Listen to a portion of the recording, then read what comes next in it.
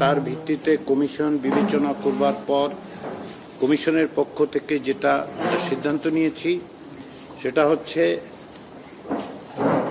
আমরা দেখতে পেয়েছি যে প্রধানমন্ত্রী পদে আসীন ব্যক্তি একই সঙ্গে দলীয় প্রধানের পদে অধিষ্ঠিত থাকবেন না মর্মে একমত হয়েছেন প্রায় 3/4 রাজনৈতিক দল ও জোট।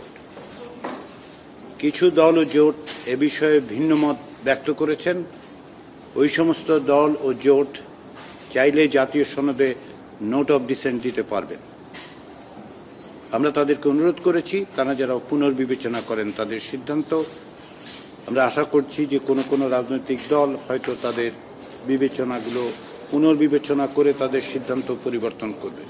এখন পর্যন্ত এটাই হচ্ছে একমতে আসার জায়গা যে এই বিষয়ে প্রধানমন্ত্রীর একাধিক পদে থাকার বিধান বিষয়ে বলা হয়েছিল যে প্রধানমন্ত্রী, সংসদ নেতা এবং দলীয় প্রধান এই তিনটির কোনো একসঙ্গে তিনটাতে থাকতে পারবেন না। আলাপ আলোচনায় দেখা গেছে অধিকাংশ রাজনৈতিক দল ও জোট মনে করে যে প্রধানমন্ত্রী এবং সংসদ নেতা একই ব্যক্তি হতে পারেন। এই বিষয়ে তারা কোনো সাংবিধানিক বাধা নিষেধ তৈরি করার পক্ষে নয়, কিন্তু 3/4 রাজনৈতিক দল মনে করে যে প্রধানমন্ত্রীর দলের প্রধান না থাকার বিধান সংবিধানে অন্তর্ভুক্ত করা উচিত। সেইখানে একমতের জায়গা। কিন্তু আমি আবারও বলি, কিছু রাজনৈতিক দল এ বিষয়ে ভিন্ন মত প্রকাশ করেছেন এবং তাদেরকে নোট অফ ডিসেন্ট দেওয়ার সুযোগ দেওয়া হয়েছে, যেটা আমরা অন্য ক্ষেত্রেও ব্যবহার করেছি। আজকে দ্বিতীয় বিষয় ছিল তত্ত্বাবধায়ক ব্যবস্থা নিয়ে একমতে আসা যায় কিনা। আপনারা জানেন যে তত্ত্বাবধায়ক ব্যবস্থা বিষয়ে একাধিক প্রস্তাব বিভিন্নভাবে আলোচিত হওয়ার পরে রাজনৈতিক দলগুলোর পক্ষ থেকেও প্রস্তাব দেওয়া হয়েছিল। সেগুলো সমন্বিত করে গতকাল একটি প্রস্তাব দেওয়া হয়। সেই প্রস্তাবের আলোচনার সময় যে সমস্ত সংশোধন সংযোজনের কথা হয়েছে সেটা নিয়ে কমিশন গতকাল দুপুরে মধ্যাহ্ন বিরতিতে এটা নিয়ে একটি নতুন প্রস্তাব হাজির করে গতকাল।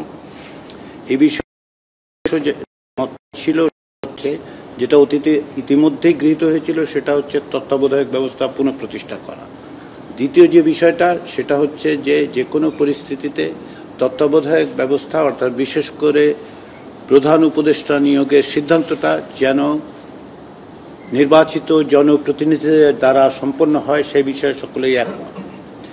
এটাও একমত যে এই নিয়োগ প্রক্রিয়ার ক্ষেত্রে অর্থাৎ মনোনয়ন প্রক্রিয়ার ক্ষেত্রে যেহেতু সর্বশেষে রাষ্ট্রপতি প্রধান উপদেষ্টা নিয়োগ দেবেন, সেই হেতু মনোনয়ন প্রক্রিয়ার সঙ্গে রাষ্ট্রপতিকে যুক্ত না করার ব্যাপারে একমত তৈরি হয়। তারই ভিত্তিতে ঐকমত্য কমিশনের পক্ষ থেকে গতকাল মধ্যাহ্ন বিরতির পর একটা সুস্পষ্ট সুনির্দিষ্ট প্রস্তাব হাজির করা হয়।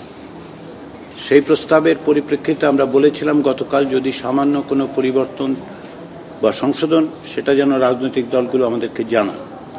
এই অবস্থায় গতকাল বাংলাদেশ জাতীয়তাবাদী দলের পক্ষ থেকে আমাদেরকে একটি সংশোধনী প্রস্তাব দেয়া হয়েছে।